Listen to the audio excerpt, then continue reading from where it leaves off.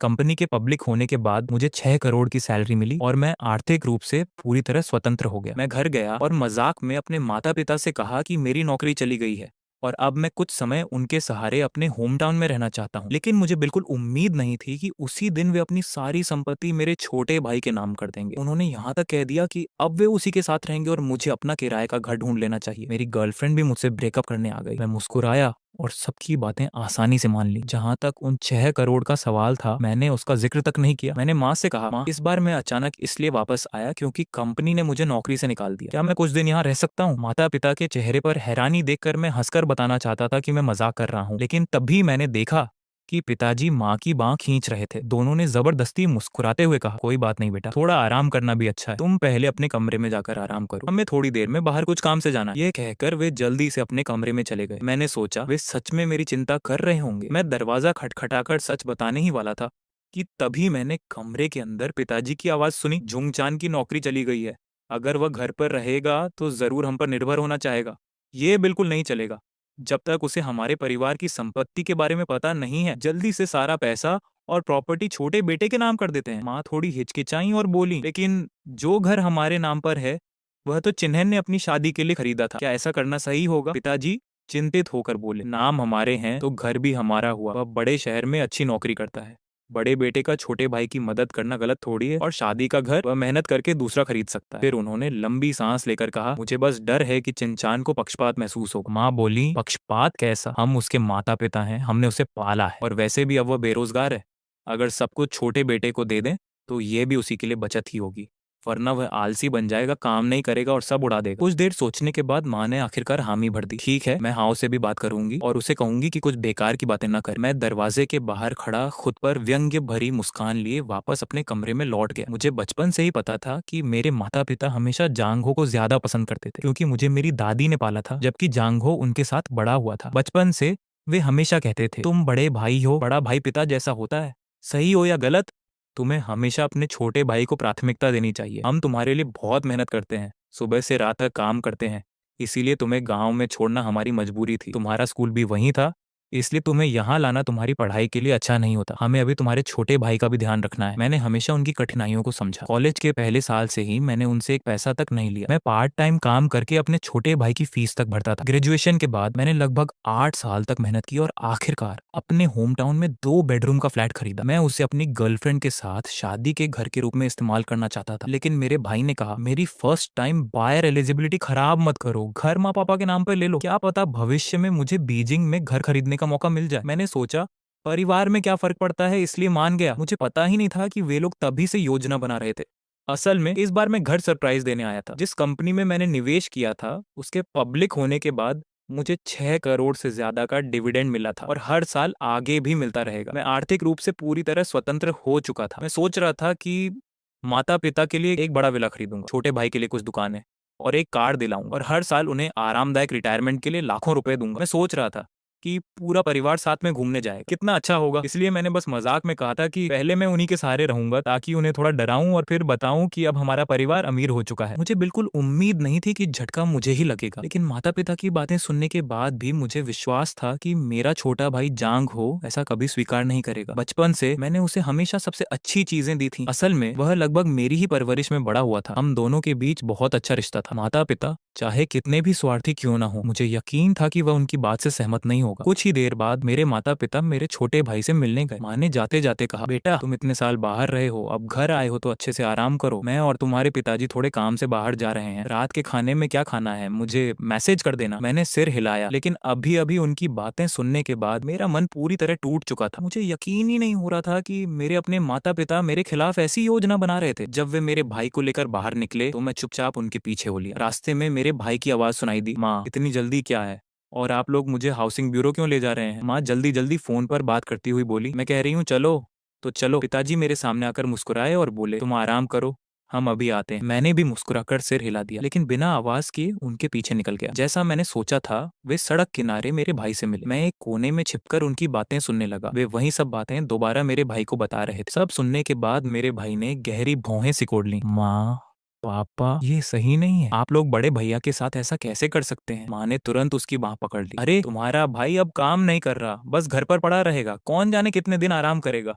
अगर उसकी सारी बचत खत्म हो गई और फिर हमें उसे पालना पड़ा तो फिर तुम घर और शादी के लिए क्या करोगे? पिताजी ने भी सिर हिलाते हुए कहा, बिल्कुल, आजकल घर और शादी में कितना खर्च होता है, हमें सावधान रहना होगा। वैसे भी घर मेरे नाम पर है, हम जिसे चाहें उसे दे सकते हैं, उसके हाथों बर्बाद होने से तो बेहतर है कि तुम्हें दे दें। माँ फिर समझाने लगी, तुम्हारा भाई बाद में फिर से पैसे कमा लेगा, अगर उसके पास घर में कुछ नहीं रहेगा वह जल्दी वापस जाकर मेहनत करेगा। मैंने देखा कि मेरा भाई अभी भी असमंजस में था। फिर उसने धीरे से कहा, लेकिन भैया की गर्लफ्रेंड भी है, वे शादी की बात कर रहे हैं, कम से कम वह घर तो उनकी शादी के लिए होना चाहिए।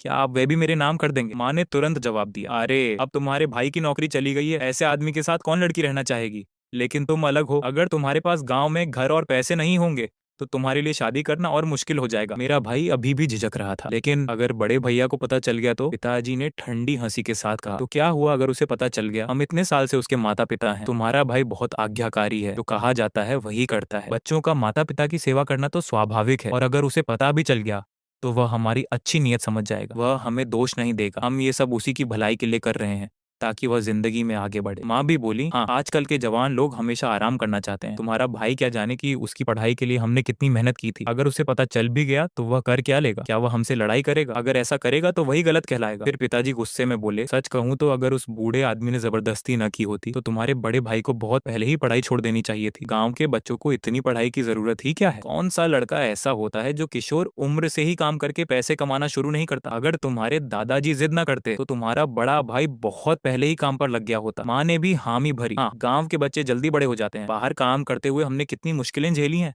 तुम क्या जानो। फिर माँ ने जल्दी से समय देखा और बोली, चलो जल्दी करो और प्रॉपर्टी ट्रांसफर करवा लो, और जब घर वापस आओ तो अपने भाई के सामने कुछ उल्टा सीधा मत बोल देना। मैंने देखा कि जांग होके होंठ हिले, जैसे वह कुछ कहना चाहता हो, लेकिन आखिरकार उसने सिर झुकाकर कहा, ठीक है, मैं समझ गया, लेकिन ये सब आपका फैसला है। हो सकता है बड़ा भाई बस थोड़ा आराम करने वापस आया हो, अगर वह फिर से बीजिंग जाकर पैसे कमाने लगे तो, अगर बाद में वह मेरे लिए कार खरीदना चाहे तो उसे मेरे खिलाफ मत कर देना। माँ ने तुरंत कहा, अरे उसकी चिंता मत करो, जो करना था हमने सोच समझ कर किया है। मैं दूर खड़ा उस परिवार को हंसते हंसते बातें करते हुए जाते देखता रहा। मैंने दीवार का सहारा लिया, एक हाथ से अपनी आंखें ढक लीं और धीरे से कड़वी हंसी निकल गई। जिस पल मुझे वह पैसा मिला था, मेरी पहली सोच यही थी कि मैं घर लौटकर सबको बताऊं कि अब हम आराम से जी सकते हैं। मैं अपनी खुशी उनके साथ बांटना चाहता था। मैं सोचता था कि हम एक परिवार हैं, लेकिन उनके लिए मैं कभी परिवार था ही नहीं। उनका असली बेटा सिर्फ जांग होता, और मैं बस ऐसा इंसान था जिससे वे लगातार लेते रहे। थोड़ी तारीफ कर दो, दो मीठी बातें बोल दो, और मैं सब भूल जाता था। हाई स्कूल के बाद से मैंने परिवार का एक पैसा तक खर्च नहीं किया। दिन में पढ़ाई करता था और रात में वेटर की नौकरी करता था, सिर्फ इसलिए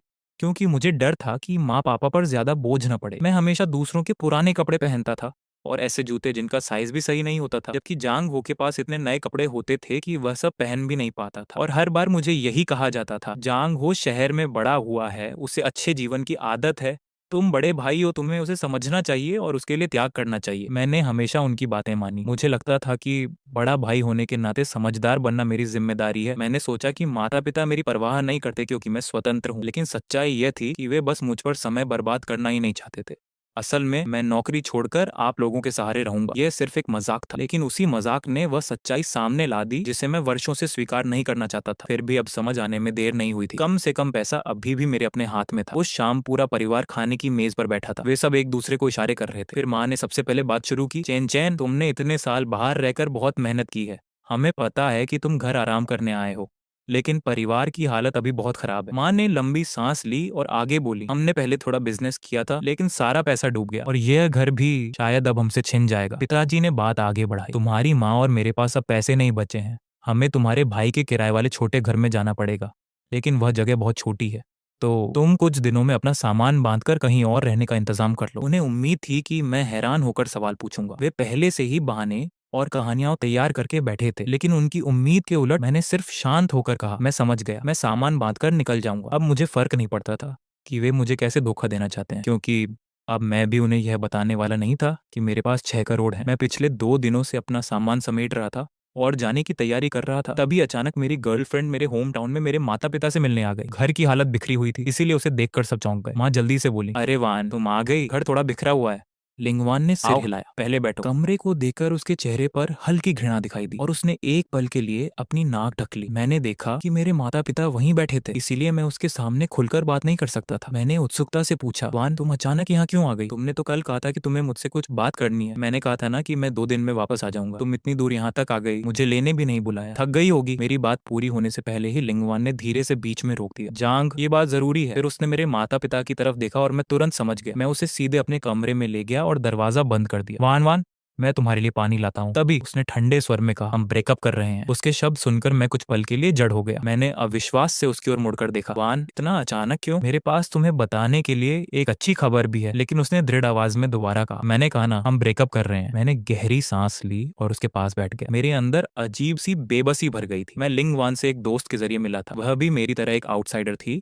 जो बीजिंग में संघर्ष करने आई थी। हम दोनों जानते थे कि हमारी हालत में बीजिंग में बसना बहुत मुश्किल है, इसीलिए हमने सोचा था कि कुछ साल मेहनत करेंगे और फिर किसी छोटे शहर में जाकर बस जाएंगे। 1-2 साल बाद जब थोड़ा पैसा जमा हो जाएगा तब शादी कर लेंगे। मुझे पता था कि उसकी माँ मुझे पसंद नहीं करती, लेकिन मैंने कभी नहीं सोचा था कि वह इतनी अचानक रिश्ता तोड़ देगी। मैं उसे अपनी फाइनेंशियल फ्रीडम के बारे में बताने ही वाला था कि तभी लिंगवान ने अधीर होकर कहा, जांग तुम सच में बहुत निकम्मे हो। बीजिंग में इतने साल काम करने के बाद भी तुम एक घर तक नहीं खरीद पाए। मेरे होंठों तक आए सारे शब्द वहीं रुक गए। मैंने धीमे से कहा, ऐसा नहीं है कि मैं निकम्मा हूँ। बीजिंग में एक घर की कीमत 2 करोड़ से भी ज्यादा है। एक आम नौकरी करने वाला इंसान उसे कैसे खरीद सकता है? तुम भी तो आउटसाइडर हो, तुम्हें समझना चाहिए। लिंगवान ने व्यंग्य से हंसते हुए कहा, अपनी नाकामी के बहाने मत बनाओ। ठीक है, अब मैं तुमसे बेकार की बातें नहीं करना चाहती। मैं यहाँ साफ साफ रिश्ता खत्म करने आई हूँ। सीधी बात करती हूँ। मेरी माँ ने मेरे लिए एक रिश्ता ढूंढा है। वह लड़का लोकल है और मुझे ठीक लगता है। मैं उसी से शादी करने वाली हूँ। शादी? मुझे अचानक याद आया कि पिछले कुछ समय से वह अक्सर ओवर टाइम का बहाना बनाती थी। तभी मुझे सब समझ आया। मेरे चेहरे पर कड़वी हंसी आ गई। लिंगवान, क्या ये सब सिर्फ पैसों की वजह से है? अगर आज मेरे पास पैसा हो तो, अगर मैं अमीर हो जाऊं तो? वह मेरी ओर मुड़ी और कुछ पल तक चुपचाप मुझे देखती रही। उसी क्षण मुझे एहसास हुआ कि वह अब पहले वाली लड़की नहीं रही। उसकी आंखों में मेरे लिए अब प्यार नहीं था, सिर्फ झुंझलाहट और अधीरता थी। वह बोली, थोड़ा रियलिस्टिक बनो। पैसों के सामने तुम्हारा प्यार बहुत सस्ता है, उसकी कोई कीमत नहीं। और अगर तुम्हारे पास थोड़ा पैसा भी हो जाए तो क्या तुम इस जिंदगी में बीजिंग में घर नहीं खरीद सकते? असल में तुम उन माइग्रेंट वर्कर्स से अलग नहीं हो। फिर उसने ठंडे स्वर में कहा, मुझे दोष मत दो, मैं बस साफ साफ रिश्ता खत्म कर रही हूँ। इंसान को प्रैक्टिकल होना पड़ता है। मैं उसकी हर बात चुपचाप सुनता रहा। उस पल मुझे सच में लगा कि मेरी पूरी जिंदगी एक मजाक बन चुकी है। धीरे धीरे मेरे होंठों पर मुस्कान आ गई। ठीक है, जब तुम्हें सच्चाई समझ आ ही गई है तो मैं उम्मीद करता हूँ कि तुम्हें कभी पछतावा ना हो। मैं तुम्हें खुश रहने की शुभकामनाएं देता हूँ। लिंगवान ने मुझे देखा और हल्की सांस छोड़ी। जांग, मैं खुश रहूंगी, इसीलिए गुस्से में ऐसी बातें मत कहो। अब से थोड़ा प्रैक्टिकल बनो। लोगों की बातों पर भरोसा मत किया करो। पहले मैंने सुना था कि तुम्हारी नौकरी बहुत अच्छी है और लगा था कि शायद तुम बीजिंग में बस जाओगे। मैं बहुत भोली थी। तुम्हारी इतनी सी मंथली सैलरी से तुम कभी पर्याप्त पैसे नहीं बचा सकते। फिर उसने थोड़ी नरमी से कहा, लेकिन मैं तुम्हारी कुछ भी उधार नहीं हूँ। हालांकि तुम मेरे साथ अच्छे थे। आखिर मैं भी इतने समय तक तुम्हारे साथ रही हूँ। मैंने सिर झुका लिया और कुछ नहीं कहा। ये देखकर लिंगवान मुड़ी और चली गई। उस पल अचानक मुझे लगा कि शायद बदकिस्मत मैं नहीं बल्कि वे लोग हैं। जो कुछ वे आज चाहते हैं वह सब मेरे पास पहले से है। लेकिन जैसे ही वह सब उनके हाथ लगने वाला था, उन्होंने अपनी असली सूरत दिखा दी। शायद भगवान भी जानता था कि वे लोग इस खुशी के लायक नहीं है। जब लिंगवान बिना किसी अभिवादन, बिना पीछे मुड़कर देखे चली गई तो मेरे माता पिता के चेहरे तुरंत उतर गए।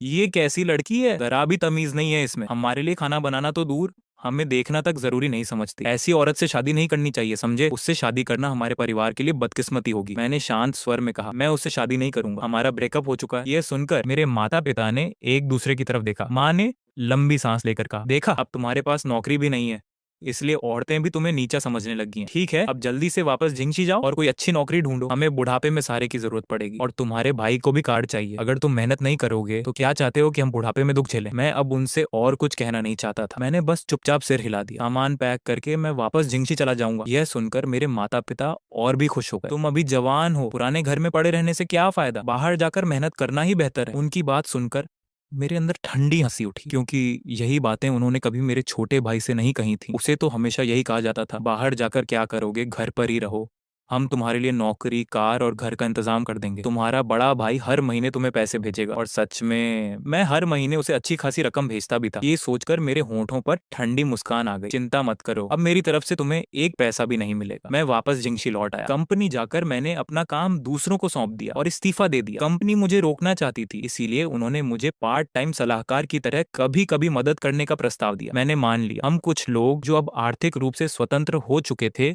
साथ में डिनर करने गए। माहौल काफी अच्छा था। बाद में किसी ने मजाक मजाक में कहा, क्यों ना हम मिलकर कोई छोटा बिजनेस शुरू करें, वैसे भी अब हम रिस्क उठा सकते हैं। मुझे भी कोई आपत्ति नहीं थी। जिस दिन मैंने निवेश करने के लिए हामी भरी, उस दिन हमारी बातचीत बहुत अच्छी रही। लेकिन जब मैं रात को घर लौटा तो पूरा घर बर्बाद हो चुका था। घर पूरी तरह उलट पुलट दिया गया था। लिविंग रूम का सोफा दरवाजे तक खींचा हुआ था। कॉफी टेबल उलटी पड़ी थी। कांच के टुकड़े पूरे फर्श पर फैले हुए थे। दीवारों पर लगी सजावटी पेंटिंग्स तक गायब थी। बेडरूम की अलमारी पूरी तरह खंगाली जा चुकी थी। कपड़े हर तरफ बिखरे पड़े थे। बिस्तर की चादरें तक जमीन पर फेंकी हुई थी। स्टडी रूम की बुकशेल्फ गिर चुकी थी। किताबें और दस्तावेज पूरे कमरे में फैले हुए थे। यहाँ तक कि बाथरूम का सामान और किचन के बर्तन भी गायब थे। पर्दों की रॉड तक तोड़ दी गई थी और पर्दे फाड़कर नीचे फेंक दिए गए थे। पूरा घर ऐसा लग रहा था जैसे किसी ने पूरी तरह लूट लिया हो। जीवन का एक भी निशान बाकी नहीं छोड़ा गया था। दरवाजे पर खड़े खड़े मेरा सारा नशा उतर गया। मुझे ऐसा लगा जैसे मेरा खून जम गया हो। कुछ सेकंड बाद मुझे होश आया। मैंने दरवाजा बंद किया, फोन निकाला और तुरंत 110 पर पुलिस को कॉल किया। मैंने खुद को शांत रखने की कोशिश करते हुए पता बताया और कहा कि घर में चोरी और तोड़फोड़ हुई है। फोन रखने के बाद मैंने मकान मालिक को भी कॉल किया। घर की हालत सुनते ही वह घबराकर बोला, मैं अभी तुरंत पहुंचता हूं। करीब 10 मिनट बाद 2 पुलिस अधिकारी सबसे पहले पहुंचे। वे जांच टीम को लेकर घर के अंदर गए। जांचकर्ता मशीनों से पूरे घर की जांच करने लगे। फिंगरप्रिंट और पैरों के निशान इकट्ठा किए गए। पुलिस ने मुझसे पूछा, आप आखिरी बार घर कब छोड़कर गए थे? क्या आपने किसी संदिग्ध व्यक्ति को देखा? क्या कोई कीमती सामान गायब है? मैंने एक एक सवाल का जवाब दिया। कल रात मैं दोस्तों के साथ डिनर पर गया था और देर रात वापस लौटा। जब आया तो दरवाजा खुला था और घर की हालत ऐसी थी। मैंने आगे कहा, मैं नौकरी छोड़कर अपनी जिंदगी दोबारा व्यवस्थित करने वाला था, इसलिए मैंने ज्यादातर नकद पैसे और कीमती सामान तिजोरी में रखे थे। लेकिन तिजोरी तोड़ दी गई है और उसमें रखा एक भी कीमती सामान नहीं बचा। यहाँ तक कि रोजमर्रा का सामान भी उठा ले गए हैं। थोड़ी देर बाद मकान मालिक भी पहुंच गया। जैसे ही उसने घर की हालत देखी, उसका चेहरा सफेद पड़ गया। वह बिखरे हुए सामान की ओर इशारा करते हुए लंबे समय तक कुछ बोल ही नहीं पाया। आखिरकार उसने कांपती आवाज में कहा, यह आखिर यहाँ हुआ क्या है? मकान मालिक गुस्से और दुख में बोला, मैंने आखिर ऐसा कौन सा पाप किया था जो मुझे ये सब देखना पड़ रहा है? अभी कुछ ही महीने पहले मैंने इस घर का पूरा रेनोवेशन करवाया था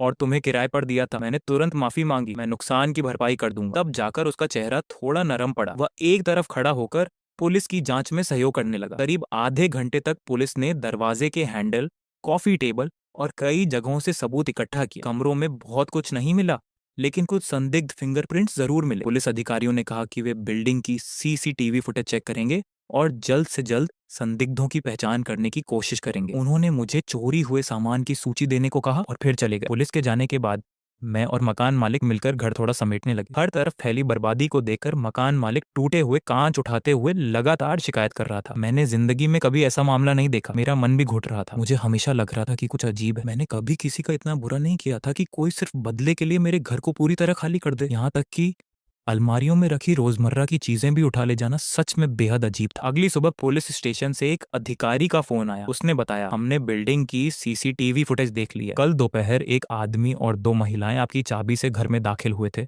वे कई बड़े बड़े बॉक्स बाहर ले गए और बाद में गाड़ी में भरकर ले गए। फिर अधिकारी ने कहा, फेशियल रिकॉग्निशन से हमने एक महिला की पहचान कर ली है। बाकी 2 लोग शायद किसी मूविंग कंपनी के कर्मचारी थे जिन्हें उसने हायर किया था। मैं कुछ पल के लिए स्तब्ध रह गया। फिर गुस्से में हंसी निकल गई। लिंगवान, तुम इतनी छोटी सोच की निकली। ब्रेकअप के बाद उसने सच में ऐसा काम किया था। उसने मेरी समझ ही बदल दी कि इंसान कितना नीचे गिर सकता है। पुलिस ने मुझसे पूछा, आप इस मामले को कैसे हैंडल करना चाहते हैं? मैंने कहा, घर मकान मालिक का है और ज्यादातर सामान भी उसी का था। फैसला वही करेंगे। मैंने फोन मकान मालिक को दे दिया। जैसे ही मकान मालिक को पता चला कि यह सब मेरी एक्स गर्लफ्रेंड ने किया है, वह आगबबूला हो गया। उसने तुरंत कहा, इस मामले में कानूनी कार्रवाई होगी। उसे हर नुकसान की भरपाई करनी पड़ेगी और उसके खिलाफ केस भी दर्ज होगा। मैंने सब कुछ मकान मालिक पर छोड़ दिया। फोन रखने के बाद मुझे सिर्फ थकान महसूस हुई। मैं आखिर ऐसी लड़की से प्यार कैसे कर बैठा? मैंने कुछ जरूरी सामान पैक किया, पास के एक होटल में कमरा लिया और वहीं रहने लगा। सोचा, जब तक मामला शांत नहीं होता वहीं रहूंगा और बाद में नया घर ढूंढ लूंगा। अगले दिन मैं होटल में सो रहा था। पूरी रात की भागदौड़ और तनाव की वजह से मुझे नींद ही नहीं मिली थी। तभी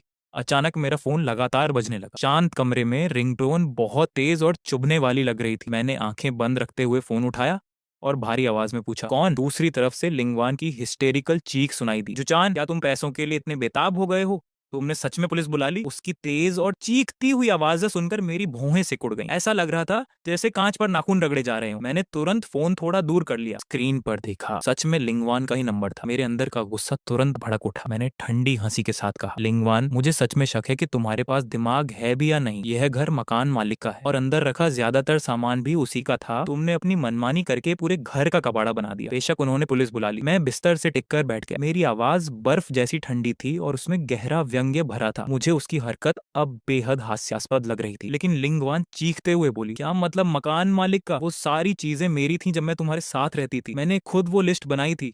जो पर्दे मैंने तुमसे खरीदवाए, जो बेडिंग चुनी और किचन का सामान, सब मैंने चुना था। अब जब हमारा ब्रेकअप हो गया है तो अपनी चीजें ले जाने में क्या गलत है? फिर वह गुस्से से बोली, तुमने पुलिस क्यों बुला ली? तुरंत कंप्लेंट वापस लो वरना मैं तुम्हें नहीं छोड़ूंगी। उसकी बातें सुनकर मेरा खून खौल उठा। चाहे उसने सामान चुना था लेकिन पैसे तो सारे मैंने दिए थे और असल में वे चीजें मकान मालिक की ही थी। फिर भी वह बेहिचक उन्हें अपना बता रही थी। सच में इतनी बेशर्मी मैंने कभी नहीं देखी थी। मैंने ठंडे स्वर में कहा, ठीक है, जाकर यही सब पुलिस को भी समझा देना। देखते हैं वे तुम्हारी इस बेवकूफी भरी दलील पर कितना भरोसा करते हैं। मैंने ठंडी हंसी के साथ फोन काट दिया। अब मैं उससे एक शब्द भी और बर्बाद नहीं करना चाहता था। मैंने तुरंत उसका नंबर ब्लॉक कर दिया और वी चैट समेत हर कॉन्टैक्ट मेथड से उसे डिलीट कर दिया। लिंगवान से जुड़ी सारी फोटोज और चैट रिकॉर्ड्स भी मिटा दिए। मुझे लगा कि उसके जैसी इंसान से जुड़े रहना सिर्फ खुद को और गिराना है। उसे ब्लॉक करने के बाद मैं फिर से सोने की कोशिश करने लगा, लेकिन करवटें बदलता रहा। नींद बिल्कुल नहीं आ रही थी। मेरा दिमाग पूरी तरह उलझ चुका था। घर लौटकर माता पिता से मजाक करना, फिर उनकी असली सच्चाई जानना, भाई का रवैया, लिंगवान का ब्रेकअप और फिर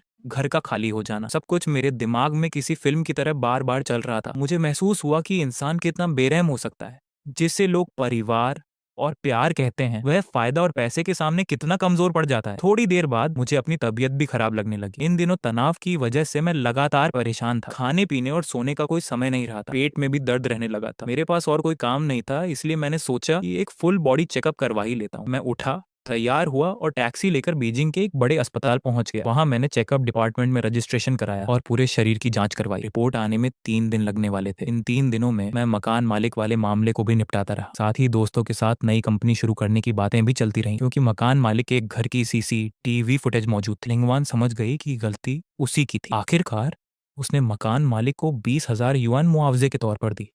तब जाकर वह मामला खत्म हुआ। बाद में मुझे पता चला कि इस घटना की वजह से उसका अपने लोकल बॉयफ्रेंड से भी बड़ा झगड़ा हो गया। उसका बॉयफ्रेंड कह रहा था कि लिंगवान ने हद कर दी और उसने बिना दिमाग लगाए सब बर्बाद कर दिया। ये सुनकर मुझे भीतर से संतोष मिला। उसने खुद अपने लिए ये सब किया है। 3 दिन बाद मैं अस्पताल अपनी रिपोर्ट लेने गया। रिपोर्ट पढ़ते ही मैं कुछ पल के लिए स्तब्ध रह गया। मेरी आंतों में कई पॉलिप्स पाए गए थे। हालांकि डॉक्टर ने कहा कि वे अभी बेनिन यानी गैर खतरनाक थे, लेकिन भविष्य में कैंसर बनने का खतरा था। इसलिए डॉक्टर ने जल्द से जल्द मिनिमली इन्वेसिव सर्जरी कराने की सलाह दी। डॉक्टर ने यह भी कहा, अपने खान पान और इमोशंस का ध्यान रखिए, ज्यादा तनाव मत लीजिए, गुस्सा कम कीजिए और खुद को ओवरवर्क मत कीजिए। मैं रिपोर्ट हाथ में लेकर अस्पताल से बाहर निकल आया। सड़क पर भीड़ को देखते हुए अचानक मेरे मन में एक विचार आया, एक ऐसा विचार जिससे वे लोग जिन्होंने मेरे खिलाफ साजिश रची थी उसकी कीमत चुकाई। क्योंकि वे लोग पैसों को ही सबसे ऊपर रखते हैं और मुझे सिर्फ बोझ समझते हैं, तो क्यों ना मैं दिखाऊं कि मेरी हालत बहुत खराब है। मैं देखना चाहता था कि वे लोग कितने स्वार्थी हो सकते हैं और मैं अपने मन में बची आखिरी उम्मीद भी खत्म करना चाहता था। सबसे पहले मैं फार्मेसी गया और सर्दी, दर्द और पेट की दवाइयां खरीदी। फिर अस्पताल से गैस्ट्रो इंटेस्टिनल मेडिसिन ली और जानबूझकर बॉटल्स के लेबल्स फाड़ दिए। उसके बाद मैंने एक डिजाइनर दोस्त से फेक मेडिकल रिपोर्ट बनवाई। उस रिपोर्ट में लिखा था कोलन कैंसर मिड स्टेज और तुरंत सर्जरी की जरूरत बताई गई थी। सर्जरी का खर्च लगभग 3 लाख UN बताया गया था। सब तैयार होने के बाद मैंने लगातार कई रातें जाकर बिताई ताकि मेरा चेहरा पीला और कमजोर दिखे। मेरी आंखें धंस गईं, चेहरा मुरझा गया और मैं सच में बीमार लगने लगा। 1 महीने बाद सारी तैयारी पूरी हो गई। मैं कार चलाकर अपने होम टाउन वापस गया और सीधे अपने भाई जांघा के किराए वाले अपार्टमेंट पहुंचा। वह एक पुरानी बिल्डिंग थी, 6ठी मंजिल पर कमरा था और वहां लिफ्ट भी नहीं थी। गलियारे में हर तरफ सामान भरा पड़ा था और सीलन की बदबू आ रही थी। मैंने दरवाजा खोला। घर बेहद छोटा और भरा हुआ था। 60 वर्ग मीटर से भी कम जगह में 3 बिस्तर ठूंस दिए गए थे। लिविंग रूम हर तरह के कबाड़ से भरा। चलने तक की जगह मुश्किल से बची थी, सिर्फ इसलिए कि वे चाहते थे मैं भाई के लिए कार खरीदूं। मेरे माता पिता सच में ऐसी टूटी फूटी जगह में रहने को तैयार हो गए थे। यह देखकर मुझे अजीब सी हंसी आई। मैं अंदर गया। माता पिता और जांघा मेज के चारों ओर बैठकर खाना खा रहे थे। मुझे देखते ही तीनों चौंक गए। उनके चेहरों पर एक पल के लिए घबराहट उभरी, लेकिन फिर वे तुरंत सामान्य बनने लगे। माँ ने चॉपस्टिक नीचे रखी और बनावटी चिंता के साथ पूछा, चेन चेन, तुम वापस क्यों आ गए? तुमने तो कहा था कि झिंगशी जाकर नौकरी ढूंढोगे। मैंने कोई जवाब नहीं दिया। मैं लड़खड़ाते हुए आगे बढ़ा। मेरे हाथ मेज को कसकर पकड़े हुए थे, उंगलियां कांप रही थीं। मेरा चेहरा पीला था और होंठ सूखे हुए थे। फिर अचानक मेरी आवाज भर्रा गई। मैं रोने जैसा अभिनय करते हुए बोला, माँ पापा मैं बीमार हूँ। कंपनी ने मुझे ले ऑफ्स की वजह से नहीं निकाला था। असल वजह यही थी। मैंने आपको सच नहीं बताया क्योंकि मुझे डर था कि आप लोग चिंता करेंगे। इतना कहकर मैंने बैग से नकली मेडिकल रिपोर्ट निकाली और मेज पर रख दी। मेरा सिर झुका हुआ था, कंधे कांप रहे थे। मैं बेहद दयनीय दिख रहा था। जैसे ही मेरे माता पिता की नजर उस रिपोर्ट पर पड़ी, उनके चेहरे अनियंत्रित रूप से बदल गए। उनकी आंखों में एक पल के लिए घबराहट और घृणा दोनों चमक उठे। फिर उन्होंने एक दूसरे की तरफ देखा। तभी मेरे पिता ने सूखी सी हंसी हंसी। उनकी आवाज में जरा भी चिंता नहीं थी, सिर्फ औपचारिकता थी। चैन चैन, ऐसी बातें मत करो, तुम बिल्कुल ठीक दिख रहे हो। तुम्हें इतनी बड़ी बीमारी कैसे हो सकती है? अस्पताल वालों से जरूर गलती हुई होगी। माँ ने भी तुरंत उनका साथ दिया। हाँ, जरूर रिपोर्ट गलत होगी। तुम अभी इतने जवान हो, इतने स्वस्थ हो, तुम्हें कोई गंभीर बीमारी कैसे हो सकती है? मैंने धीरे से सिर उठाया। मेरी आंखें लाल थी, आवाज भर्रा रही थी। आंखों में आंसू लिए मैंने धीमे स्वर में कहा, इस साल जब मैंने फुल बॉडी चेकअप कराया तब पता चला कि मुझे कोलन कैंसर है, लेकिन अभी आखिरी स्टेज नहीं है। अच्छी बात यह है कि बीमारी जल्दी पकड़ में आ गई, इसका इलाज हो सकता है। मैं जानबूझकर थोड़ा रुका। चेहरे पर हल्की सी उम्मीद दिखाते हुए मैंने उनकी तरफ देखा। माँ पापा, मुझे पता है कि घर की हालत अभी अच्छी नहीं है और आप लोगों के लिए भी सब आसान नहीं है, लेकिन पहले जो मेरा घर था ना, जिसे मैंने शादी के लिए तैयार किया था, उसकी कीमत कम से कम 3 लाख युआन तो होगी। डॉक्टर ने कहा है कि अगर 3 लाख युआन का इंतजाम हो जाए तो मेरी सर्जरी हो सकती है और बीमारी कंट्रोल में आ जाएगी। यह कहते हुए मैंने उम्मीद भरी नजरों से उन्हें देखा। मेरे हाथ कसकर जुड़े हुए, उंगलियों के पोर्ट सफेद पड़ गए थे, मानो मैं आखिरी उम्मीद पकड़कर बैठा। पापा माँ, इसे बस उधार समझ लीजिए। जब मैं ठीक हो जाऊंगा तो मैं पहले से भी ज्यादा मेहनत करूंगा, आपका सारा पैसा लौटा दूंगा। फिर मैंने भाई की तरफ देखा। भाई की तो अब नौकरी भी है, इतने साल से काम कर रहा है, उसके पास कुछ सेविंग्स तो होंगी। मेरी आवाज टूटने लगी। कृपया मेरी मदद करो, मुझे बचा लो, मैं हाथ जोड़कर विनती करता हूँ। यह सुनते ही मेरे पिता घबरा गए। उन्होंने तुरंत डायग्नोसिस रिपोर्ट उठाई। रिपोर्ट पढ़ते समय उनके हाथ कांप रहे थे। वह हकलाते हुए बोले, हमारे पास इतना पैसा नहीं है। माँ भी तुरंत बोली, तुम्हारा भाई अभी अभी काम पर लगा है, उसके पास कहाँ से सेविंग्स होंगी? फिर माँ ने बनावटी चिंता दिखाते हुए कहा, लेकिन चेन चेन, चिंता मत करो, माँ पापा तुम्हें यूं अकेला नहीं छोड़ेंगे, हम कोई रास्ता निकालेंगे। पिता ने भी सिर हिलाया। हाँ, हम कुछ न कुछ सोचेंगे। वे दोनों मदद करने की बातें तो कर रहे थे, लेकिन उनकी आंखें लगातार इधर उधर घूम रही थी। वे मेरी तरफ देखने तक की हिम्मत नहीं कर पा रहे थे। फिर उन्होंने मुझे सोफे पर बैठाया और कहा, हम अंदर जाकर देखते हैं कि हमारे पास कितना पैसा है और कितना इकट्ठा किया जा सकता है। मैं चुपचाप उन्हें देखता रहा। वे दोनों एक एक करके बेडरूम में चले गए और दरवाजा बंद कर लिया। मेरे होंठों के कोने पर ठंडी मुस्कान उभरी। मैं धीरे से उठा और दबे पांव बालकनी के पास चला गया। बेडरूम की खिड़की पूरी तरह बंद नहीं थी, एक छोटा सा गैप खुला रह गया था। अंदर की आवाजें साफ सुनाई दे रही थी। जैसा मैंने सोचा था, कमरे में जाते ही उन्होंने अपना नकली चेहरा उतार दिया। अब वे खुलकर हिसाब लगाने लगे थे। माँ की आवाज घबराहट और शिकायत से भरी हुई थी। चेन चेन ने कौन सा कैंसर बताया था? अरे कैंसर तो पैसे निगल जाने वाला गड्ढा होता है। उसका घर तो अभी है, लेकिन अब वह बेरोजगार भी है और उसे कैंसर भी हो गया है। अगर वह बच भी गया तो भारी काम नहीं कर पाएगा, उसकी जिंदगी का अब कोई भविष्य नहीं है। फिर माँ लगभग टूटती हुई बोली, हे भगवान, अगर हम उसे घर भी दे दें तो भी शायद इलाज पूरा नहीं होगा, आखिर में सब कुछ बेकार चला जाएगा। पिता की आवाज भी छिड़ी हुई और कठोर थी। उन्होंने धीमे लेकिन साफ शब्दों में कहा, हम उसे पैसा नहीं दे सकते, कैंसर इतनी आसानी से ठीक नहीं होता, उस पर पैसा खर्च करना सिर्फ बर्बादी है और फिर कैंसर होने के बाद उसका शरीर धीरे धीरे खत्म हो जाएगा, पूरा परिवार उसी के कारण बर्बाद हो जाएगा, उसकी वजह से हाउ की शादी भी खराब हो सकती है। माँ धीरे धीरे रोने लगी, लेकिन उसकी आवाज में बेटे के लिए जरा भी दर्द नहीं था, सिर्फ डर था। तो अब क्या करें? अगर हम उसे पैसा नहीं देंगे, अगर हमने उसे घर नहीं दिया, तो वह हमसे चिपक जाएगा, पूरी जिंदगी हमारा सहारा बने रहेगा। फिर माँ ने हिचकिचाते हुए कहा, क्या क्या उसे किसी ट्रेडिशनल चाइनीज मेडिसिन वाले डॉक्टर के पास भेज दे? टीसीएम का इलाज सस्ता पड़ता है, शायद उससे ठीक भी हो जाए। पिता ने झुंझला कर कहा, जब वेस्टर्न मेडिसिन तक ठीक नहीं कर सकती तो टीसीएम क्या करेगा? उस पर पैसा खर्च करने का कोई मतलब नहीं है, कोई तरीका सोचो, उसे कहीं इलाज के लिए भेज दो। सबसे अच्छा यही होगा कि वह खुद अपना रास्ता ढूंढे, ताकि परिवार पर बोझ न बने। फिर उन्होंने ठंडी आवाज में आखिरी बात कही, वैसे भी बचपन से वह अपने दादा दादी के साथ पला है, हमसे उसका इतना लगाव भी कहाँ है? उनकी यह बात सुनते ही मेरा दिल पूरी तरह ठंडा पड़ गया। ऐसा लगा जैसे किसी ने मुझे बर्फ के तहखाने में फेंक दिया हो। सिर से लेकर पैर तक मैं जम गया। तो ये सच था, उनके दिल में मैं हमेशा से सिर्फ एक आउटसाइडर था, एक ऐसा बोझ जिसे कभी भी छोड़ा जा सकता। जब मैं बीमार पड़ा तो उन्होंने मेरी मदद करने के बारे में सोचना तो दूर, मुझे घर से बाहर धकेलने की योजना बनानी शुरू कर दी। वे चाहते थे कि मैं कहीं बाहर जाकर अकेले संघर्ष करूं, ताकि मैं उन पर बोझ न बन। कुछ देर तक माँ चुप रही, फिर उसने भारी सांस लेकर कहा, अब और कोई रास्ता नहीं है। कुछ महीने पहले तुम्हारे पापा की टांग में चोट लगी थी, उस अस्पताल के खर्च में भी बहुत पैसा चला गया। अब घर में कोई बचत नहीं बची है, उसके कैंसर के इलाज के लिए पैसा कहाँ से आएगा? फिर वह ठंडी आवाज में बोली, उसे गाँव में ही किसी छोटे डॉक्टर को दिखा देंगे, जितना हो सकेगा जैसे तैसे जी लेगा। पिता छिड़कर बोले, लेकिन ये कैंसर है, उसमें कितना पैसा लगेगा पता है? हमारे बस की बात नहीं है। फिर अचानक वह गुस्से में बड़बड़ाने लगे, और मेरी टांग का मत याद दिलाओ, सब उस बूढ़े की गलती है, उसे बेवजह दखल देने की आदत है, जबरदस्ती खेत में काम करवाया, तभी मेरी टांग खराब हुई। अब गांव में कोई काम भी नहीं बचा, फिर भी बार बार फोन करके पूछता रहता है कि मेरी टांग ठीक हुई या नहीं, और क्या मुझे वापस जाकर मदद करनी चाहिए? उन्होंने झुंझलाकर कहा, मुझे उसकी किसी बात की परवाह नहीं, इतना बूढ़ा हो गया है कि अपना घर तक नहीं संभाल सकता, फिर भी दूसरों के मामलों में दखल देता है। ये सुनकर मैं पूरी तरह सन्न रह गया, मेरा खून जैसे जम गया हो। दादाजी की तबीयत खराब थी और उन्होंने मुझे इसके बारे में बताया तक नहीं। उन्होंने उन्हें गाँव में अकेला छोड़ दिया था, यहाँ तक कि जब दादाजी के सिर में चोट लगी थी तब भी उन्होंने परवाह नहीं की, उल्टा उनके बारे में ऐसी घटिया बातें कर रहे थे। ये लोग आखिर हैं कौन? कोई इतना निर्दयी कैसे हो सकता है? दादाजी ने ही मुझे बचपन से पाला था, उन्होंने अपने बच्चों के लिए भी पूरी जिंदगी खपा दी थी, फिर भी ये लोग इतने निष्ठुर, इतने एहसान फरामोश कैसे हो सकते हैं? मैं बालकनी में खड़ा कांप रहा था, गुस्से से मेरे दांत भींचे हुए थे, मेरे हाथ रेलिंग को इतनी जोर से पकड़े हुए थे कि उंगलियों के पोर सफेद पड़ गए, नाखून हथेलियों में ढस गए थे, मुंह में खून का स्वाद फैल गया। तब जाकर मुझे एहसास हुआ मैं अभी तक उन्हें ठीक से जान ही नहीं पाया था। उनकी स्वार्थपरता और निर्दयता मेरी कल्पना से कहीं ज्यादा गहरी थी। अब ये सब यहीं खत्म होगा, मैं उन्हें दोबारा कोई मौका नहीं दूंगा, अब मैं उन पर कभी दया नहीं करूंगा। शाम को जांघा काम से वापस आया, जैसे ही उसने दरवाजा खोला उसकी नजर मुझ पर पड़ी। मैं सोफे पर बैठा था, चेहरा पीला था और शरीर बिल्कुल निढाल लग रहा था। मुझे देखकर वह भी चौंक गया। उसने सहज स्वर में पूछा, भैया आप वापस कब आए और आपकी हालत इतनी खराब क्यों लग रही है? माता पिता को उम्मीद नहीं थी कि मैं अभी भी बाहर बैठा रहूंगा। उन्हें लगा था कि मैंने उनकी बातें नहीं सुनी होंगी। वे तुरंत जांघा को पकड़कर मास्टर बेडरूम में ले गए और दरवाजा बंद कर लिया। फिर उन्होंने उसे सब कुछ विस्तार से बताया, मेरी बीमारी, मेरा कैंसर, इलाज के लिए घर वापस लेने की बात और मुझे किसी तरह हटाने की उनकी योजना। मैं बालकनी में खड़ा सब सुन रहा था। कमरे के अंदर से जांघा की आवाज आई। उसकी आवाज में हल्की झिझक थी, लेकिन भैया तो अभी ठीक लग रहे थे। जब मैं आया था वो लिविंग रूम में बैठे थे, उनकी हालत इतनी गंभीर नहीं लग रही थी। कहीं ये गलत डायग्नोसिस तो नहीं? माँ झुंझलाकर बोली, गलत डायग्नोसिस कैसी? अस्पताल की रिपोर्ट सामने रखी है, वह नकली थोड़ी हो सकती है। फिर उसकी आवाज और बेचैन हो गई। अभी ये सोचने का समय नहीं है कि बीमारी कितनी गंभीर है, जल्दी सोचो कि तुम्हारे भाई को कहीं और कैसे भेजा जाए। फिर कमरे में धीमी आवाजें आने लगी, वे किसी योजना पर चर्चा कर रहे थे।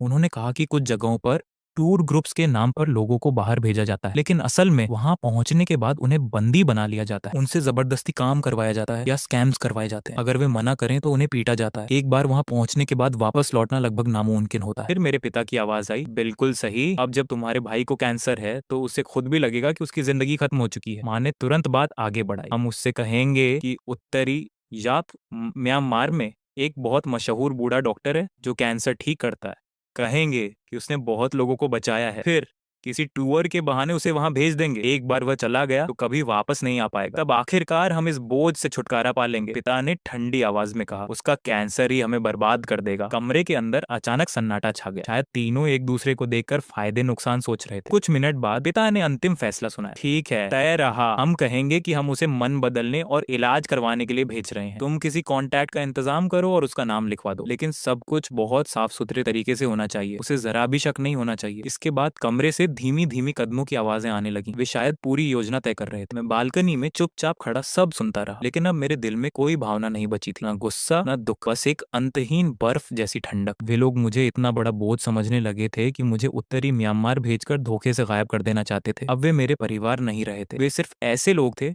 जो मेरे खिलाफ साजिश रच रहे थे। लेकिन अच्छी बात यह थी कि मैं पहले ही उनसे उम्मीद छोड़ चुका था और मैं पहले से तैयार भी था। मैं उनकी योजना कभी सफल नहीं होने दूंगा। मैंने अपना फोन निकाला और वी चैट पर अपने एक पुराने दोस्त को मैसेज भेजा। वह सिक्योरिटी बिजनेस में था और उसके पास कुछ भरोसेमंद लोग भी थे। मैंने उसे लिखा कि मुझे अगले दिन एक नाटक करना है। मैंने उसे एड्रेस भेजा और कहा कि कुछ लोगों को साथ लेकर समय पर पहुंचे। फीस की भी बात कर दी।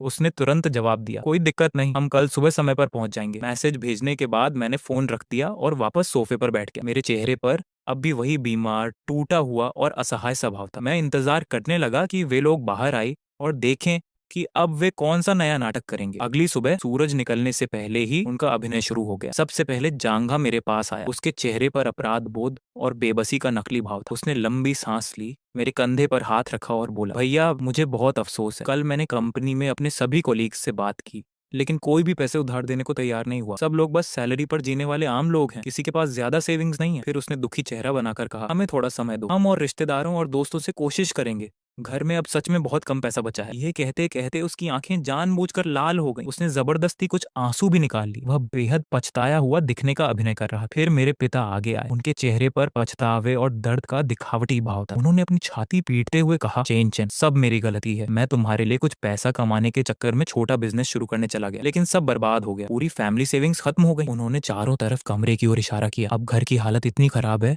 कि ठीक से खाना खाने तक के पैसे नहीं बचे। हम तुम्हारे इलाज के लिए पैसा नहीं जुटा पा रहे। तुम चाहो तो मुझे दोष दो। आखिर में माँ भी मेरे पास आई। उसकी आंखें लाल थीं, जैसे बहुत रोई हो। उसने मेरा हाथ पकड़ते हुए कहा, चैन चैन, चिंता मत करो, हम तुम्हें कभी अकेला नहीं छोड़ेंगे, चाहे हमें सब कुछ बेचना पड़े, हम तुम्हारे इलाज के लिए पैसे जरूर जुटाएंगे। फिर उसने धीरे से कहा, कल रात मैंने और तुम्हारे पापा ने बात की थी। हम सोच रहे हैं कि पहले तुम्हें एक टूर ग्रुप के साथ बाहर भेज दें।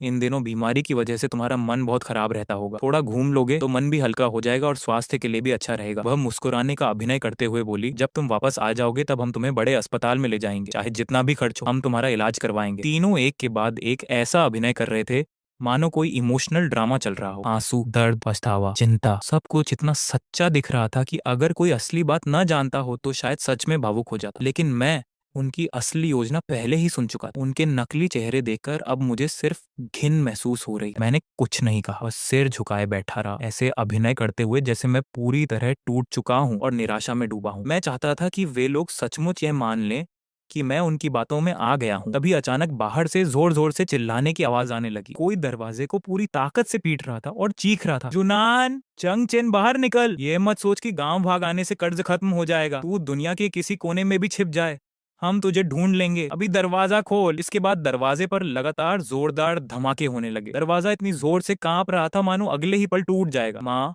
पिता और जांघा तीनों डर के मारे सहम गए। उनके चेहरे पल भर में पीले पड़ गए। उनका पूरा भावुक नाटक उसी समय बंद हो गया। तीनों घबराकर दरवाजे की ओर देखने लगे। किसी को समझ नहीं आ रहा था कि आखिर हो क्या रहा है। डर से सबके शरीर कांप रहे थे। मेरा भाई हकलाते हुए बोला, भाव भैया, आपने किसी से कर्ज लिया है? आखिर कितना उधार लिया था आपने? और ये लोग यहाँ तक कैसे पहुंच गए? बोलते बोलते वह जल्दी से दरवाजा खोलने गया। शायद उसे डर था कि अगर दरवाजा टूट गया तो उसका पैसा भी उन्हें ही भरना पड़ेगा। जैसे ही दरवाजा खुला, चार लंबे चौड़े आदमी अंदर दिखाई दिए। सबकी हाइट 6 फीट के आसपास थी। चौड़े कंधे, कठोर चेहरे और ऐसा दबदबा कि कोई भी देखकर डर जाए। उनके आगे मेरा वही सिक्योरिटी वाला दोस्त था जिससे मैंने पहले बात की थी। वह कमरे में दाखिल हुआ। उसकी नजर पहले पूरे कमरे पर घूमी, फिर आकर मुझ पर टिक गई। उसने जानबूझकर बेहद खतरनाक चेहरा बनाया और ठंडी हंसी हंसी। तो नौकरी भी चली गई और बीमारी का बहाना बनाकर यहाँ छिपा बैठा है। ये मत सोच कि गांव में छिप जाने से सब खत्म हो जाएगा। अगर आज तुझे नहीं ढूंढ पाते और कल तेरी तबीयत बिगड़ जाती तो हमारा पैसा कौन लौटाता? मैं चुपचाप सिर झुकाए बैठा रहा। उधर मेरे माता पिता और भाई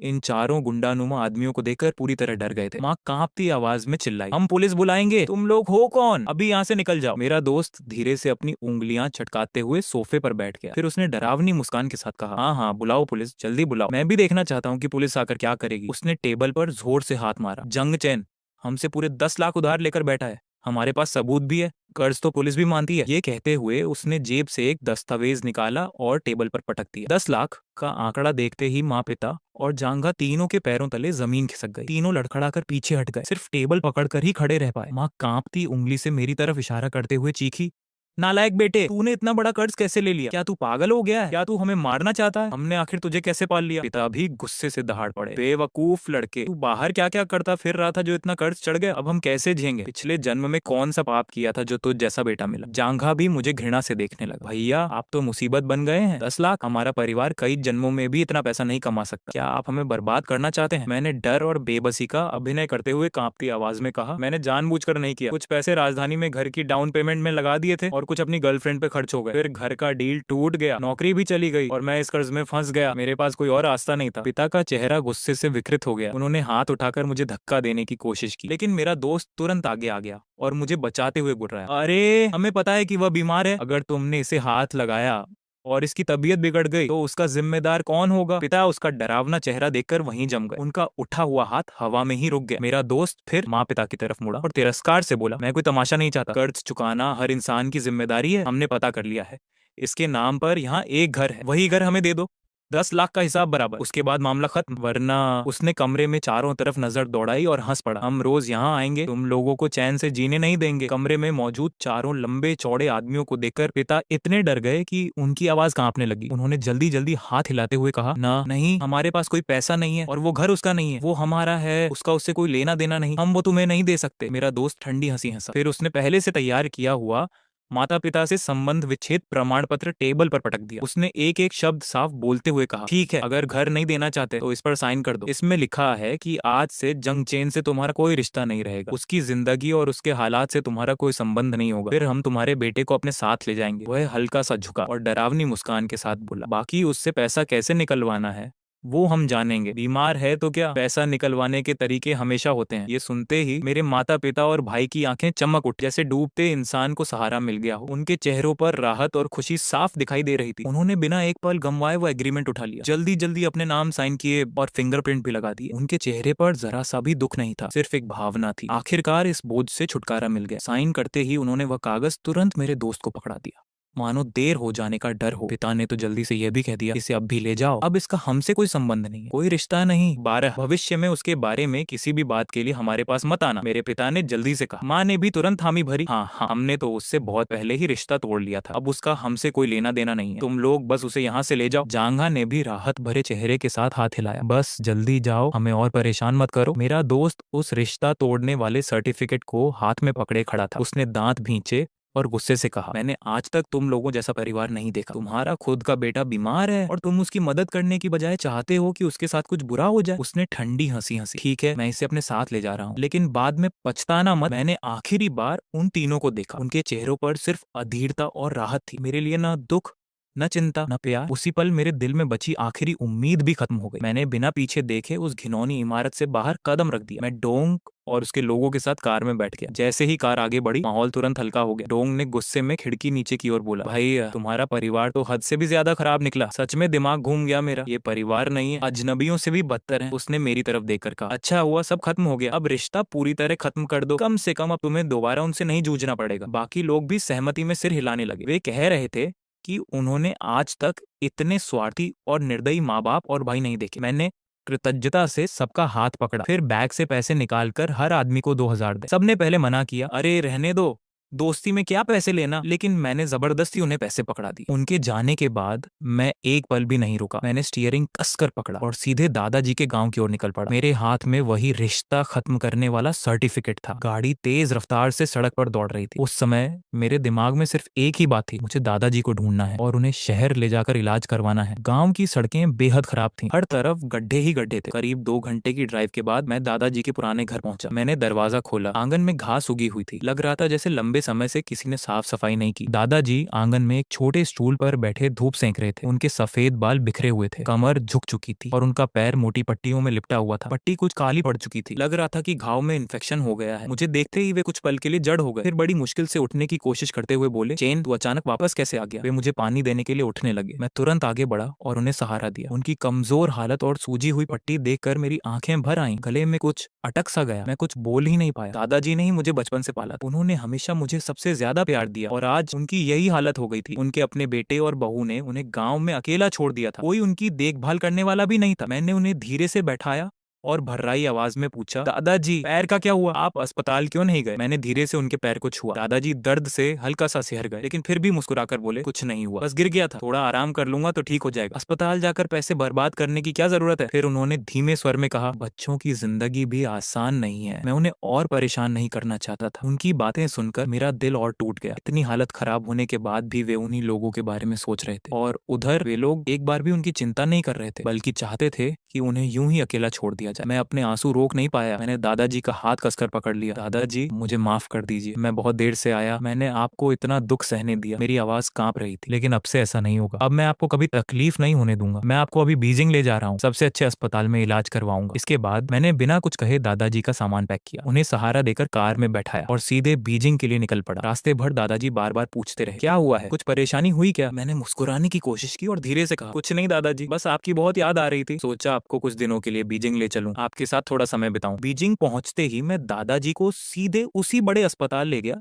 जहां मेरा चेकअप हुआ था। मैंने उनके लिए ऑर्थोपेडिक विशेषज्ञ से अपॉइंटमेंट लिया। डॉक्टर ने दादाजी की पूरी जांच की और बताया कि उनके पैर में सिर्फ चोट लगी थी, लेकिन समय पर इलाज न होने के कारण घाव में संक्रमण हो गया था और हड्डी में हल्का फ्रैक्चर भी था। हालांकि स्थिति गंभीर नहीं थी। डॉक्टर ने कहा कि यदि सही आराम, देखभाल और नियमित ड्रेसिंग होती रहे तो वे जल्दी ठीक हो जाएंगे। डॉक्टर की बात सुनकर मैंने राहत की सांस ली। मैंने तुरंत दादाजी के अस्पताल में भर्ती होने की सारी प्रक्रिया पूरी की, उनकी देखभाल के लिए एक केयरटेकर रखा और अस्पताल के पास ही एक पूरी तरह सुसज्जित फ्लैट खरीद लिया ताकि डिस्चार्ज होने के बाद वे आराम से वहां रह सकें। वह घर बड़ा, आरामदायक और हर सुविधा से लैस था। दादाजी के अस्पताल में रहने के दौरान मैं उनकी देखभाल भी करता रहा और साथ ही अपने दोस्तों के साथ नई कंपनी भी संभालता रहा। हम कुछ दोस्तों ने मिलकर एआई से जुड़ी टेक कंपनी शुरू की थी। हम सभी इस इंडस्ट्री के अनुभवी लोग थे और हमारे पास अच्छे संसाधन व अनुभव था। आश्चर्य की बात यह रही कि कंपनी शुरू होने के कुछ ही समय बाद हमें 1 करोड़ों का निवेश मिल गया और कारोबार तेजी से बढ़ने लगा। इसी दौरान मैंने नई ऊर्जा और सांस्कृतिक परियोजनाओं में भी निवेश किया। मेरी किस्मत और फैसले दोनों सही साबित हुए और कई प्रोजेक्ट्स ने बहुत अच्छा मुनाफा देना शुरू कर दिया। कुछ ही महीनों में मेरी संपत्ति कई गुना बढ़ गई और मैंने बीजिंग में एक शानदार विला खरीद लिया। बड़ा सा आंगन, खूबसूरत गार्डन और आलीशान वातावरण देखकर दादाजी हैरान रह गए। उनके पैर पूरी तरह ठीक हो चुके थे। डिस्चार्ज होने के बाद मैं उन्हें सीधे उसी विला में ले आया। वहां उनके लिए नौकर और केयर टेकर भी रखे गए थे जो उनकी रोजमर्रा की देखभाल करते थे। दादाजी ने मेरा हाथ पकड़कर आश्चर्य से पूछा, चिन, क्या ये घर सच में तुम्हारा है? तुम अचानक इतने अमीर कैसे बन गए? कहीं कोई गलत काम तो नहीं कर रहे? मैं मुस्कुराया और बोला, जिस कंपनी में मैंने निवेश किया था वह पब्लिक हो गई। फिर मैंने दोस्तों के साथ नई कंपनी शुरू की और कुछ प्रोजेक्ट्स में निवेश किया। सब कुछ कानूनी और ईमानदारी से कमाया हुआ। यह सुनकर दादाजी ने राहत की सांस ली। उनकी आंखों में गर्व और खुशी साफ दिखाई दे रही थी। उन्होंने मुस्कुराते हुए कहा, बहुत अच्छा, हमारा चिन अब सच में सफल हो गया है। मुझे तुम पर बहुत गर्व है। गांव में ये बात ज्यादा दिनों तक छिपी नहीं रह सकी। रिश्तेदार और गांव वाले दादाजी से मेरे बारे में पूछने लगे। दादाजी ने बस इतना कहा कि मैं किस्मत से थोड़ा सफल हो गया हूँ, लेकिन दुनिया में कोई बात ज्यादा दिन छिपी नहीं रहती। धीरे धीरे सबको पता चल गया कि मैंने बीजिंग में विला खरीद लिया है, आर्थिक रूप से बहुत मजबूत हो गया हूँ और अब मेरी जिंदगी पूरी तरह बदल चुकी है। मुझे पता था कि देर सबेर कुछ लोग फिर मेरे पास फायदे के लिए आएंगे, लेकिन अब मुझे किसी की परवाह नहीं थी। जो समझदार होंगे दूर रहेंगे और जो चालाकी करेंगे उनके साथ मैं नरमी नहीं बरतूंगा। लेकिन मुझे बिल्कुल उम्मीद नहीं थी कि सबसे पहले मेरे सामने मेरी एक्स गर्लफ्रेंड लिन वॉन आएगी। उसे किसी तरह पता चल गया था कि मैं अब बेहद अमीर हो चुका हूँ, बीजिंग में विला खरीद चुका हूँ और मेरी जिंदगी पूरी तरह बदल गई है। इसके बाद लिन वॉन ने अलग अलग अनजान नंबरों से मुझे कॉल और मैसेज करना शुरू कर दिया। वह बार बार मुझसे दोबारा रिश्ता जोड़ने की कोशिश कर रही थी। एक दिन मैं ऑफिस में मीटिंग कर रहा था कि अचानक फोन बजा। नंबर अनजान था। मैंने कॉल उठाई तो दूसरी तरफ से लिन वॉन की बनावटी मीठी आवाज आई, मैं हूं, तुम कैसे हो आजकल? उस समय मैं बस गुस्से में थी। तुम बिना बताए घर चले गए थे, इसलिए मैंने थोड़ा नखरा किया था, लेकिन तुमने इतने दिनों से मुझसे संपर्क ही नहीं किया। मैं तुम्हें बहुत मिस करती हूँ। उसकी आवाज सुनते ही मेरे मन में घृणा भर गई। मैंने ठंडे स्वर में कहा, लिनवान, ब्रेकअप तुमने किया था, अब भूलने का नाटक मत करो। हमारे बीच सब खत्म हो चुका है। आगे से मुझे कभी फोन मत करना। कुछ पल के लिए वह चुप रही, फिर दोबारा मासूम बनने लगी। हमारा ब्रेकअप कहाँ हुआ? मैं बस गुस्से में थी। लड़कियां कभी कभी ऐसा करती हैं। उस समय मम्मी ने मुझ पर दबाव डाला था। मुझे माफ कर दो ना, हम फिर से शुरू कर सकते हैं। मैं अब भी तुमसे प्यार करती हूँ। मैं लगभग हंस पड़ा। जिस लड़की ने मुझे निकम्मा कहा था, अब जब उसे पता चला कि मैं अमीर हूँ तो वापस आना चाहती थी। मैंने तंज भरे स्वर में कहा, ड्रामा बंद करो। तुम्हारा नया बॉयफ्रेंड नहीं है, वही जिसके पास घर और कार है। तुम उसी से शादी करने वाली थी ना। अब मुझे परेशान मत करो। मैं फोन काटने ही वाला था कि वह घबरा गई। नहीं, मैंने किसी और को नहीं चुना। वो बस मम्मी का चुना हुआ आदमी था। मैं उससे प्यार नहीं करती। मुझे अब समझ आया कि मैं सिर्फ तुमसे प्यार करती हूँ। प्लीज मुझे माफ कर दो। मैंने ठंडे स्वर में जवाब दिया। तुम्हें पता है, मैं तुम्हें बताना चाहता था कि मेरे पास अब बहुत पैसा है। मुझे 6 करोड़ से ज्यादा डिविडेंड मिले हैं। मैं तुम्हारे लिए घर खरीदना चाहता था, कार लेना चाहता था, ताकि तुम्हें कभी मेहनत ना करनी पड़े। लेकिन तुम्हें लगा मैं बेकार हूँ। अब वापस क्यों आई हो? 6 करोड़। ये सुनते ही वे कुछ सेकंड के लिए बिल्कुल चुप हो गई, फिर अचानक रोने लगी। मैं गलत थी, मुझे इतना लालची नहीं होना चाहिए था। वो आदमी अच्छा नहीं है, उस पर जुए का कर्ज है और वह मेरे साथ बहुत बुरा व्यवहार करता है। मैं उसके साथ खुश नहीं हूँ। प्लीज मुझे बचा लो, मुझे एक मौका और दे दो। मैंने बिना किसी भाव के कहा, हर इंसान को उसकी पसंद की जिंदगी मिलती है। ये तुम्हारा फैसला था, अब किसी और की जिंदगी खराब मत करो। इतना कहकर मैंने फोन काट दिया और वह नंबर भी ब्लॉक कर दिया। लेकिन मामला यहीं खत्म नहीं हुआ। कुछ दिनों बाद लिनवन की माँ का फोन आया। उनकी आवाज में पछतावा और विनती दोनों थे। युंग चेन, गलती मेरी थी। मैंने ही वान पर दबाव डाला था कि वह तुमसे रिश्ता तोड़ दे। अब वह उस आदमी के साथ बहुत दुखी है, प्लीज उसे माफ कर दो। उनकी बात सुनकर मुझे पुरानी बातें याद आ गई। मैंने ठंडे स्वर में कहा, आंटी, जब मैं आपके घर रिश्ता लेकर आया था तब तो आप कुछ और कह रही थी। आपने कहा था कि अगर मैं 20 लाख नहीं बचा सकता तो शादी की बात भी मत करूं। आपने मुझे छोटे शहर का निकम्मा लड़का कहा था। मेरे लाए हुए सारे गिफ्ट बाहर फेंक दिए थे। आपने कहा था कि मैं जिंदगी भर इस शहर में घर नहीं खरीद पाऊंगा। क्या ये सब भूल गई? मुझे आज भी साफ याद था। लिन वान के पिता सोफे पर बैठे मुझे देखना तक नहीं चाहते थे और उसकी माँ मुझे इस तरह अपमानित कर रही थी जैसे मैं कोई काबिल इंसान ही ना हूं। लिंगवान एक तरफ खड़ी रही। उसने अपनी माँ की बातों का विरोध तक नहीं किया। मुझे तभी उनके असली चेहरे पहचान लेने चाहिए थे। मैं प्यार में इतना अंधा हो गया था कि मुझे लगा मेहनत करके मैं उनका भरोसा और सम्मान जीत लूंगा। मेरी बात सुनकर लिंगवान की माँ कुछ पल के लिए चुप हो गई, फिर दर्द भरी आवाज में बोली, वो सब मेरी गलती थी। मैं तुम्हारी काबिलियत पहचान नहीं पाई। जांग चेन, तुम बड़े दिल वाले इंसान हो, हमसे नाराज मत हो। मान अब सच में अपनी गलती समझ चुकी है। उसके दिल में आज भी सिर्फ तुम हो। फिर उसने विनती करते हुए कहा, कृपया उसे माफ कर दो। एक लड़की के लिए अच्छा इंसान मिलना आसान नहीं होता। उस पर तरस खाओ। तरस? मैं हंस पड़ा। तो आखिरकार उनकी नजरों में मैं सिर्फ एक आसान शिकार था। अब जब मैं अमीर हो गया हूँ तो उन्हें लग रहा है कि मुझे फिर से इस्तेमाल किया जा सकता है। उनकी बेटी की जिंदगी खराब हो गई, इसीलिए अब उसे वापस मेरे पास भेजना चाहते हैं। दुनिया में इससे सस्ता सौदा और क्या होगा? मैंने ठंडी आवाज में कहा, आंटी माफ कीजिए, अब मैं अमीर आदमी हूँ और आपकी लिंग वांग मेरे लायक नहीं रही। अलविदा। इतना कहकर मैंने तुरंत फोन काट दिया, उनकी माँ का नंबर ब्लॉक कर दिया और सभी अनजान नंबर भी ब्लॉक कर दिए। मैं अब उस परिवार से किसी भी तरह का रिश्ता नहीं रखना चाहता था। उनकी हर बात मुझे गंदी और स्वार्थी लगती थी। इसके बाद दिन धीरे धीरे शांति से गुजरने लगे। मैं कंपनी का काम संभालता और साथ ही दादाजी के साथ समय बिताता। बिजनेस लगातार बढ़ रहा था, मेरी संपत्ति भी बढ़ती जा रही थी और दादाजी की सेहत भी दिन ब दिन बेहतर हो रही थी। हर दिन दादाजी विला के आंगन में फूल लगाते, पंछी पालते, पड़ोसियों से बातें करते और शाम को चौक में डांस करने चले जाते। उनकी जिंदगी अब आरामदायक और खुशहाल थी। उन्हें इतना खुश देखकर मेरे दिल को बहुत सुकून मिलता था। असल में यही साधारण और शांत जिंदगी तो मैं हमेशा चाहता था। उस दिन मौसम बहुत अच्छा था, धूप खिली हुई थी। मैं और दादाजी विला के आंगन में सब्जियां लगा रहे थे। आंगन के एक खाली हिस्से को मैंने छोटा सा किचन गार्डन बना दिया था, जहाँ हमने हरी सब्जियां, खीरे और टमाटर लगाए थे। दादाजी की पसंद की सारी चीजें। घर में उगी सब्जियां सेहत के लिए भी अच्छी थी और बागवानी करने से शरीर की हल्की फुल्की कसरत भी हो जाती थी। सच कहूं तो पहले मुझे खेती बाड़ी का काम बिल्कुल पसंद नहीं था, लेकिन अब दादाजी के साथ मिट्टी खोदना, बीज बोना और पौधों को पानी देना मुझे अजीब सा सुकून देता था। ऐसा लगता था जैसे मिट्टी से मेरा कोई गहरा रिश्ता। जैसे ही मैं इस मिट्टी को छूता, मेरा दिल पूरी तरह शांत और स्थिर हो जाता। मैं झुककर खीरे की बेलों के लिए सहारा बना रहा था। उसी समय दादाजी अंदर पानी लेने चले गए ताकि पौधों को सींच सकें। दादाजी अंदर पानी लेने गए थे। वे कह रहे थे कि पौधों को पानी देना है। तभी अचानक गेट के बाहर कार का हॉर्न बजा और कोई आंगन के गेट को जोर जोर से पीटते हुए चिल्लाने लगा, चेन चेन चेन चेन, दरवाजा खोलो, माँ पापा और तुम्हारा भाई तुमसे मिलने आए हैं। यह जानी पहचानी और घिनौनी आवाज सुनते ही मैं ठिठक गया और मेरी भौहें सिकुड़ गईं। बिना सोचे ही समझ गया कि उन्हें पता चल गया है कि मैंने बीजिंग में बहुत पैसा कमा लिया है, विला खरीद लिया है और वहीं की रेजिडेंसी भी मिल गई है।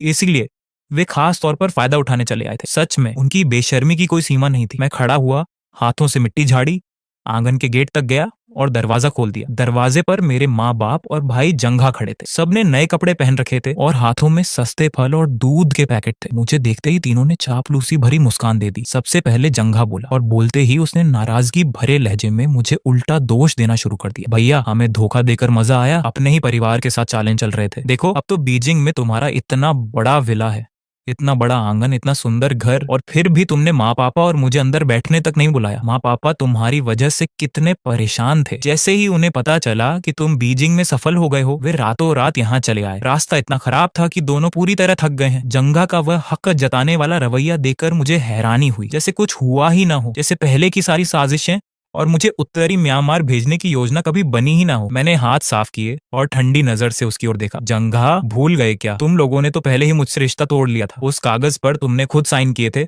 और अंगूठा भी लगाया था। तो अब जब सुन लिया कि मैं अमीर हो गया हूँ, फिर से फायदा उठाने चले आए। माँ के चेहरे की मुस्कान तुरंत जम गई। वह भौहें चढ़ाकर चिल्लाई, तो क्या हुआ अगर तुम अमीर हो गए? इंसानों की तरह बात करना भी भूल गए क्या? थोड़ा पैसा क्या आ गया? इतना घमंड, हमसे ऐसे बात कर रहे हो? मैंने व्यंग्य भरी आंखों से कहा, जो घर मैंने शादी के लिए खरीदा था वह अब तुम्हारे नाम पर नहीं, जंघा के नाम पर है ना। 8 साल की मेहनत से खरीदा था मैंने। तुम लोगों ने चाल चलकर वो मुझसे छीन लिया। पहले मेरी चीज वापस करो, फिर बात करना। मेरी बात सुनते ही तीनों के चेहरे बदल गए। उनकी आंखों में घबराहट चमक उठी। पिता हकलाते हुए बोले, तो तुम्हें कैसे पता चला? हमने तो सब बहुत चुपचाप किया था। तुम्हें कैसे पता चला कि घर जंघा के नाम ट्रांसफर हुआ है? मैंने इस्तेमाल किया हुआ टिश्यू फेंकते हुए ऊंची आवाज में कहा, मुझे शुरू से सब पता था। मैं तो बस तुम्हारे साथ एक मजाक करना चाहता था, लेकिन मैंने कभी नहीं सोचा था कि तुम लोगों के दिल में मेरे लिए जरा भी अपनापन नहीं होगा। उल्टा तुम लोग मुझे विदेश भेजकर बर्बाद करना चाहते थे। कुछ पल के लिए पिता का चेहरा अपराध बोध से भर गया। लेकिन अगले ही पल वे अकड़ कर बोले, तो क्या हुआ अगर हमने चाल चली? तुम कर क्या लोगे? तुम मेरे बेटे हो और वह तुम्हारा भाई है। परिवार पर पैसा खर्च करना तुम्हारा फर्ज है। उनकी बेशर्मी देखकर मुझे गुस्से में हंसी आ गई। बकवास बंद करो। अब मैं तुम्हें एक पैसा भी नहीं दूंगा। हमारा रिश्ता खत्म हो चुका है। अभी निकल जाओ, नहीं तो पुलिस बुलाऊंगा। ये सुनते ही माँ बाप मेरे दरवाजे पर बैठकर जोर जोर से रोने चिल्लाने लगे। हाय राम, कोई न्याय नहीं है। हमारा बड़ा बेटा इतना निकम्मा निकला। उसके पास पैसा है लेकिन अपने माँ बाप का सहारा नहीं बनना चाहता। उसे परवाह ही नहीं कि उसके माँ बाप जिए या मरे। कितना नालायक बेटा है। उनकी चीख पुकार सुनकर मैंने कान ढक लिए और तिरस्कार से कहा, तुम लोग कौन हो? मेरे तो कोई माँ बाप ही नहीं है। रिश्ता तोड़ने वाला कागज अभी भी मेरे पास है। तुम्हारा बेटा तो जंघा है ना, फिर उसे कहो तुम्हारी सेवा करे। मेरी बात सुनकर पिता गुस्से में मेरी ओर बढ़े और मुझे धक्का देने की कोशिश की। मैंने सीधे उनका हाथ पकड़ लिया। अब हाथ भी उठाओगे? दादाजी गिरकर घायल हो गए थे और तुम लोगों ने उनकी तरफ देखा तक नहीं। मुझे भी सिर्फ इसलिए छोड़ दिया क्योंकि तुम्हें डर था कि कहीं तुम्हारा थोड़ा पैसा खर्च ना हो जाए। जब मैंने कहा कि मैं बीमार हूँ, तब तुम लोग मुझे उत्तरी म्यांमार भेजने की साजिश कर रहे थे। क्या तुम सच में माँ बाप कहलाने लायक हो? भगवान से भी नहीं डरते? इतना कहकर मैं हंस पड़ा। असल में मैं तो बस तुम्हारी परीक्षा ले रहा था, लेकिन ऊपर वाले ने भी देख लिया कि तुम लोग किसी प्यार या सम्मान के लायक नहीं हो। उस समय मैं सोच रहा था कि तुम्हें एक बड़ा विला दूंगा, लग्जरी कार दिलाऊंगा और रिटायरमेंट के लिए लाखों दूंगा। इतने में शोर सुनकर दादाजी अपनी छड़ी के सहारे बाहर आ गए। वे गुस्से से बोले, बहुत हो गया, मैं तुम्हारा बाप हूँ। कैसी बातें कर रहे हो तुम लोग? चेन चेन ने इतने साल अकेले मेहनत करके सब हासिल किया है और तुम लोग स्वार्थी हो। यहाँ तक कि उसे नुकसान पहुंचाने की भी कोशिश की। वह घर ही तुम्हारे लिए काफी था, फिर भी शर्म नहीं आई? दादाजी ने आगे कहा, चेन चेन ने मेरे इलाज पर लाखों खर्च किए। वह पैसा पहले लौटाओ। ये कहकर दादाजी ने फूलों की क्यारी से एक गमला उठाया और उनकी तरफ फेंक दिया। तीनों डर के मारे पीछे हट गए, फिर जल्दी से पलटे और कार की तरफ भाग गए। मैंने तुरंत दादाजी को संभाला। दादाजी शांत हो जाइए, गुस्सा मत कीजिए, आपकी तबीयत खराब हो जाएगी। दादाजी ने तिरस्कार से नाक सिकोड़ते हुए कहा, मैं तो इन्हें बहुत पहले ही समझ गया था। घबराने की जरूरत नहीं है चैन चैन, ऐसे लोगों को सबक मिलना ही चाहिए। चलो अंदर चलते हैं, मैं तुम्हारे लिए तुम्हारी पसंद की मीठी चीनी वाली पैनकेक बनाता हूँ। मैं मुस्कुराया और दादाजी को सहारा देकर अंदर ले गया। काम लगभग संभल चुका था। दादाजी अब बूढ़े हो गए थे। मैंने तय किया कि अब उन्हें दुनिया घुमाऊंगा। उन्होंने अपनी पूरी जिंदगी मेरे लिए मेहनत की थी और जब मैं काम करने लगा तब भी मैं हमेशा उनके साथ नहीं रह पाया। अब जब मेरे पास समय था, मैंने सोचा कुछ लोग अब मेरे समय और ऊर्जा के लायक नहीं है। इसलिए मैंने तुरंत यात्रा की योजना बनाई और दादाजी को लेकर देश की खूबसूरत जगहों की सैर पर निकल पड़ा।